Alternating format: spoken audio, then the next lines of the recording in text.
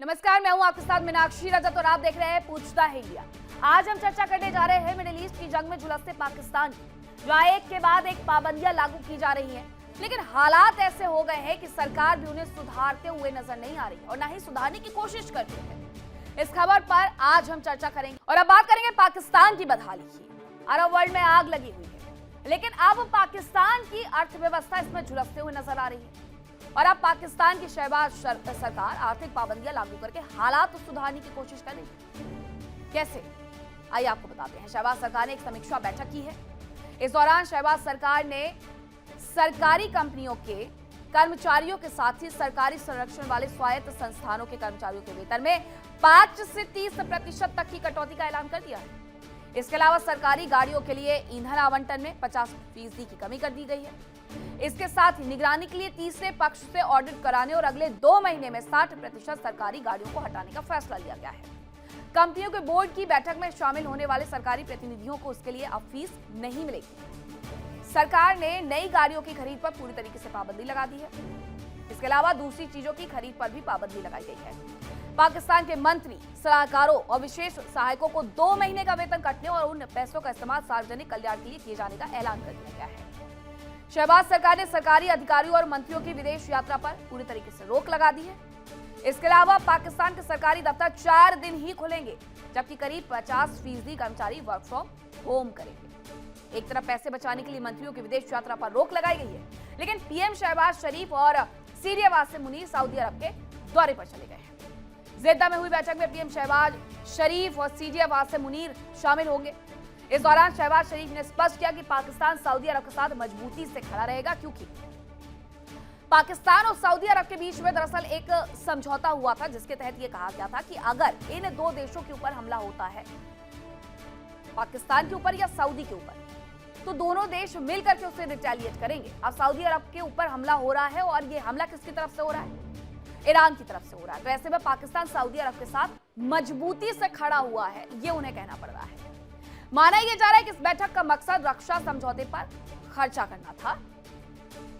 Saudi अरब ने वित्त वर्ष 2025-26 के लिए पाकिस्तान को $1 अरब की ऑयल फाइनेंसिंग फैसिलिटी देने का वादा किया। इसके साथ ही सऊदी अरब ने स्टेट बैंक ऑफ पाकिस्तान में रखे अपने $5 अरब के डिपॉजिट को भी रोल ओवर करने पर सहमति जता दी है। इस दौरे के पहले शहबाज शरीफ ने ईरान के राष्ट्रपति पेजेश्कियान से भी फोन पर बातचीत की।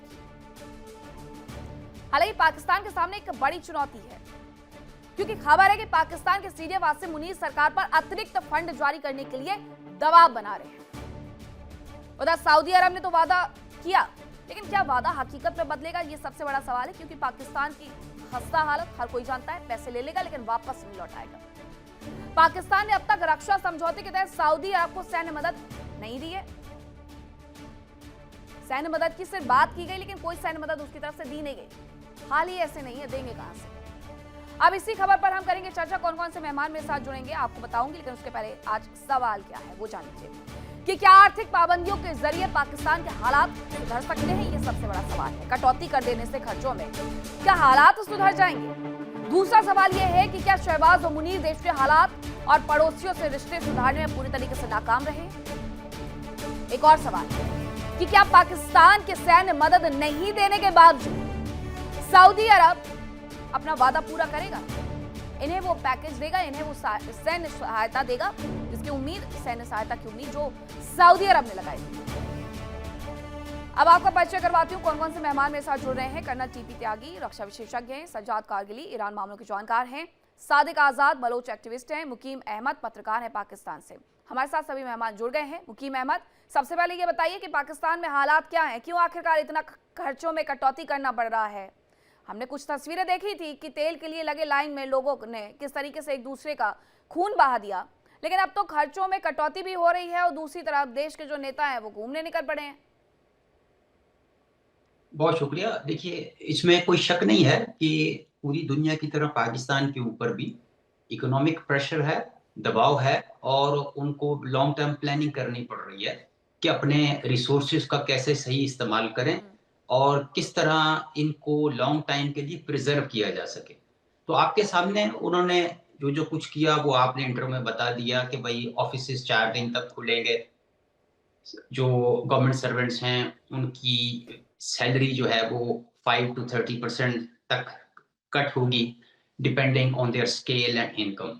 और इसी तरह मिनिस्टर्स के गैर मुल्की दौरे जो हैं उस पर पाबंदी लगाई गई है, नई गाड़ियों की खरीदारी पर पाबंदी लगाई है और इसके अलावा जो है वो कोई बड़ी पार्टीज वगैरह करने पे गवर्नमेंट के खर्चे के ऊपर वो एक रोक लगा दी गई है। तो इससे तो अभी इस पर तो कोई ऑब्जेक्शन होना नहीं चाहिए मेरे हिसाब में। अगर गवर्नमेंट अपने खर्चे कम करती है कोई बात नहीं। हाँ, अगर जनता किसी क्राइसिस में आती है या पब्लिक की यूटिलिटीज को कोई मुश्किल होती है तो फिर क्वेश्चन मार्क आएगा उनकी परफॉर्मेंस के ऊपर कि how they are dealing with it और how they gonna provide all the necessary things to general public. और यही गवर्नमेंट का किसी भी गवर्नमेंट का सबसे बड़ा टेस्ट यही होता है कि आया जनता को वो जरूरत की चीजें मिल रही हैं या नहीं मिल रही। अब आपके सामने ये सिर्फ पाकिस्तानी का मसला नहीं है, इस वक्त 2-3 कॉन्टिनेंट उसकी लपेट में आए हुए हैं। मिडिल लेकिन ईस्ट है। सरकार बार बार इस तरीके की कोशिश तो करती है ताकि लोगों को चीजें मुहैया करवा पाए, लेकिन ऐसा हो नहीं पाता ना सादिक आजाद जी, ऐसा हो कहाँ पाता है। बार बार लोगों के चीजों में कटौती कर दी जाती है, कभी सरकार अपने खर्चों में कटौती कर लेती है, लेकिन उससे लोगों को, आम जनता को क्या फायदा? कोई फायदा नहीं। देखिए अब ये एक परसेप्शन सादिक है। जी, सादिक जी आपको आवाज मिल रही है मेरी? जी जी, मैं आपकी आवाज मैं सुन रहा हूँ आपको। जी, मेरी आवाज आ आप रही ही है से आपको? सवाल था। मेरी आवाज आ रही है? जी जी जी जी, पाकिस्तान के बारे में, पाकिस्तान अजीब व गरीब मुल्क है। ये जितने कोशिश करे पैसे बचत करने की, दूसरी तरफ ये अपने वज़रा पर, अपने जर्नैलों पर और अपने बड़े बड़े जो ब्यूरोक्रेट हैं उन पर पैसे खर्च कर लेते हैं आवाम से टैक्स लेकर। और अब हालत ये हो गया है कि अब ये कंगाल हो चुका है। सऊदी अरब, IMF और आलमी अदारों के आगे भीख का कटोरा है। देश देश घूम रहे हैं, कर्जों की जंजीरों में जकड़े हुए हैं और ये मुल्क अब अपनी इज्जत भी बेच रहा है। आपको मालूम होगा कि सऊदी अरब को 10 अरब डॉलर के बदले अपनी फौज किराए पर देने का मुआहदा कर चुके हैं। 25,000 सिपाही सऊदी सरहदों पर भेजने की सोच रहे हैं। ये इन्वेस्टमेंट है इनका, अपने फौज की इन्वेस्टमेंट कर रहे हैं और इन्वेस्टमेंट के नाम पर कौमी वकार गिरवी रखकर ये पैसे कमाने की कोशिश कर रहे हैं। बाहर के मुल्कों में मेहनत करने वाले 3 मिलियन पाकिस्तानी मजदूरों की कमाई को भी गिरवी रखकर 10 अरब डॉलर निकालने की पेशकश की जा रही है। रेमिटेंस के सिक्योरिटाइजेशन का मतलब ये है कि पाकिस्तानी मेहनत का शों का पसीना का कमाई, उनका खून का कमाई अब कर्ज की जमानत के तौर पर भी पेश कर रहे हैं। ये कोई माशी हिकमत अमली नहीं, ये कौमी खुदकुशी है। ये कोई शराकतदारी नहीं, ये गुलामी का मुआहिदा है। और ये पाकिस्तान का जो फौज जो वतन की हिफाजत के लिए बनी थी, आज सऊदी पेट्रोल डॉलर के लिए किराए पर बेच रहे हैं। 3 मिलियन मजदूर जो मुल्क की रीढ़ की हड्डी हैं, उनकी कमाई को गिरवी रखकर हुक्मरान अपने तख्तो ताज बचा रहे हैं। इक्तिसादी पस्ती ने अखलाकी गिरावट को जन्म दिया है। लीडरान की करप्शन, अदारों की लूटमार और कौम की बेबसी ने पाकिस्तान को भीख मांगने वाला, फौज बेचने वाला और मजदूर गिरवी रखने वाला मुल्क बना दिया है। ये शर्मिंदगी की इंतहा है। ये एक अपने आप को बड़ी मुस्लिम रियासत कहते हैं, आज भीख का कटोरा लिए मुल्क मुल्क घूम रहे हैं, जवानों को किराए पर देकर जिंदा रहने की कोशिश कर रहे हैं। शायद ये पाकिस्तान की बका की आखिरी वक्त है, शायद ये मुल्क अब अपनी आखिरी सांस ले रहा है। जी, एक बात और है इसमें सज्जाद जी की पाकिस्तान की तरफ से बार बार ये कहा गया, वहां पर हमने बहुत सारे प्रोटेस्ट देखे जिसमें ये कहा गया कि वो ईरान के साथ खड़ा हुआ, ईरान के साथ खड़ा हुआ है, लेकिन वो तो जाकर के सऊदी अरब के साथ खड़ा हो गया है। ईरान के साथ कभी रिश्ते सुधर भी पाएंगे पाकिस्तान के? जी कभी नहीं। ईरान के साथ इनका कभी नहीं बनेगा। ये हमेशा झूठ बोलते हैं ईरान के साथ और ईरान के बीच में चुरा घूमते हैं, और हमेशा इन्होंने यही किया है। अब तो हालत ये हो गया है कि ईरान के खamenei के वफात शहादत पर जब शिया बरादरी ने जुलूस निकालने की कोशिश की तो उन्होंने उनको गिरफ्तार किया। गिलगित बल्तिस्तान में कई लोग मारे गए, कराची में कई लोग मारे गए। तो ये इनकी इंतहा, ये झूठ बोलते हैं सब। इनकी ये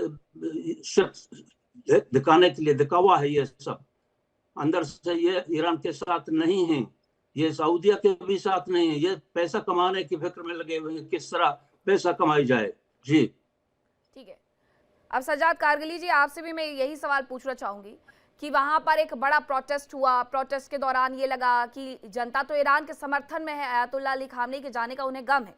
सरकार की तरफ से बहुत ज्यादा कुछ कहा नहीं गया, और उनका तो पूरी तरीके से एक सऊदी के साथ हम देखते हैं कि मेमोरेंडम साइन कर रखा है उन्होंने कि अगर किसी भी देश पर हमला हुआ तो दोनों देशों पर हमला माना जाएगा। ऐसे में ईरान के साथ पाकिस्तान की जनता है लेकिन सरकार नहीं।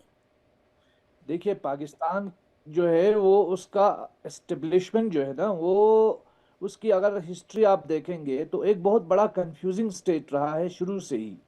जैसे 80s में जनरल जियाउल हक आए और उन्होंने यूएसएसआर के खिलाफ जो अफगान जिहाद में तालिबान का CIA के साथ मिलकर के तालिबान बनाई, और तालिबान को ट्रेन किया गया, बाज़ाब्ता पैसे दे करके मदरसों में जिहाद की ट्रेनिंग्स दी गई, और फिर अफगानिस्तान में चढ़ाई हुई।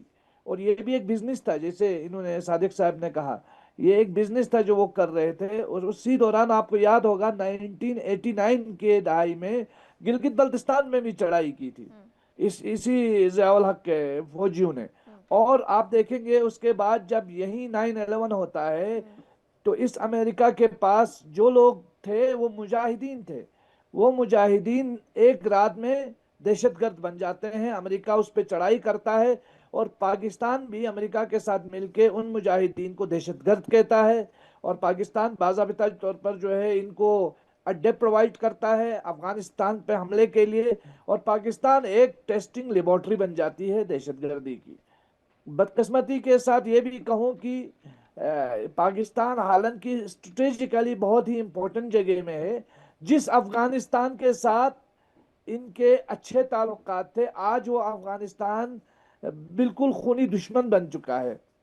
आप देखें, यमन के अंदर चढ़ाई के लिए राहिल शरीफ की क़यादत में एक उम्मत मुस्लिमा वाली फौज बनाई सऊदी अरब की क़यादत में, जिसमें 56 कंट्रीज थे, और यमन पे चढ़ाई की गई। और उसके बाद अभी हाल ही में हम देखेंगे कि ये जो फील्ड मार्शल और शहबाज शरीफ ने सऊदी अरब में जाकर के ये मुआहिदा किया है कि अगर सऊदी अरब पे हमला होगा तो वो पाकिस्तान पे हमला तस्वुर किया जाएगा, और अगर पाकिस्तान पे हमला होगा तो वो सऊदी अरब पे हमला तस्वुर किया जाएगा।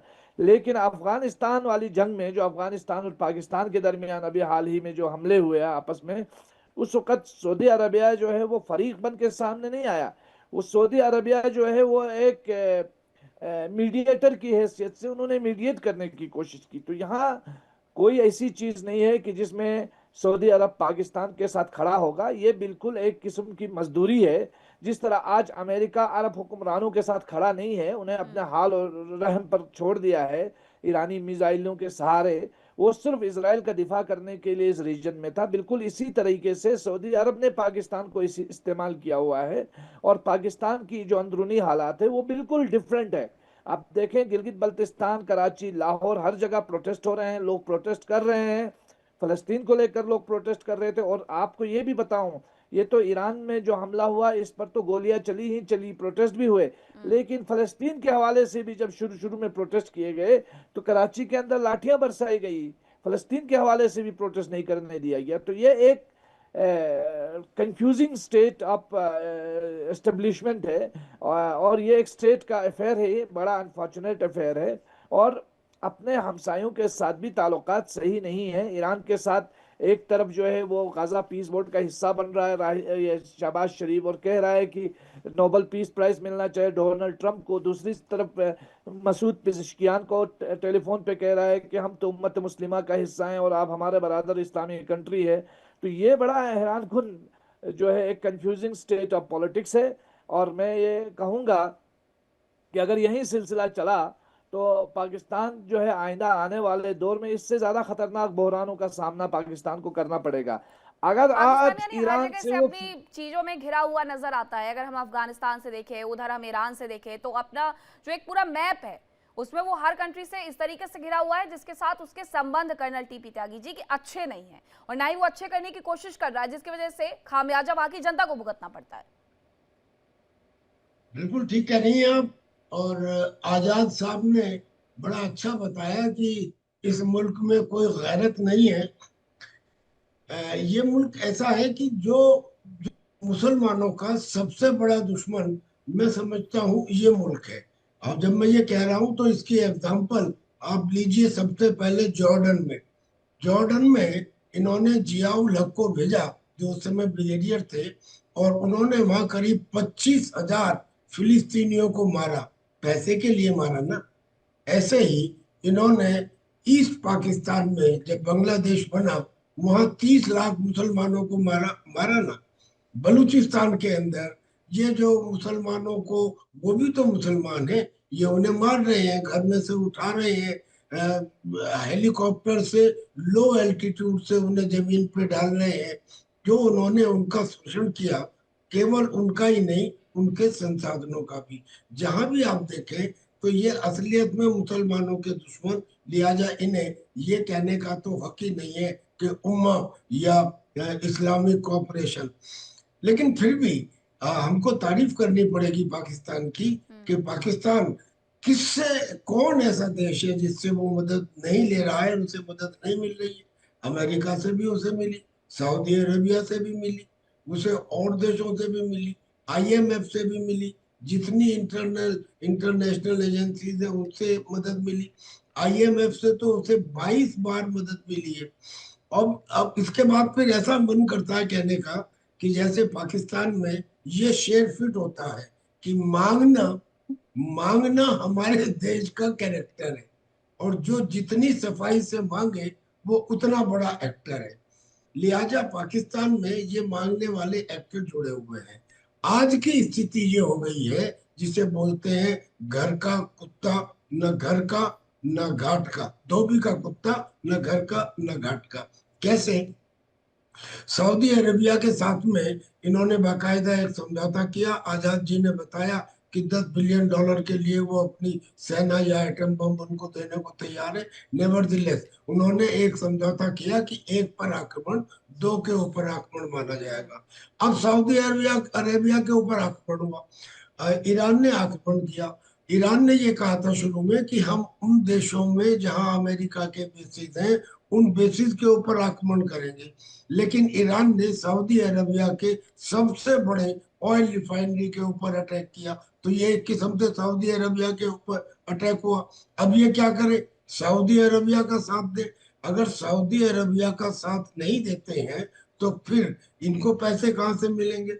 और दूसरी बात, अमेरिका उसके साथ है, अगर उसका साथ नहीं देते हैं तो अमेरिका फिर इनको नहीं जीने देगा, क्योंकि इनका तो रोटी पैसा सब कुछ अमेरिका ही है, हर चीज वहीं से शुरू होती है। अच्छा, अगर ये ईरान का अब ईरान के साथ दोनों चीजें हैं। अगर साथ देते हैं, अगर ईरान का साथ देते हैं तो सऊदी अरेबिया और अमेरिका दोनों नाराज। देखिए इंडिया डेली 24/7 अब आपकी स्मार्ट टीवी पर। इंडिया डेली मौजूद है सभी डिजिटल प्लेटफॉर्म पर लाइव और लगातार। इंडिया डेली 24/7 हर दिन राष्ट्र को समर्पित।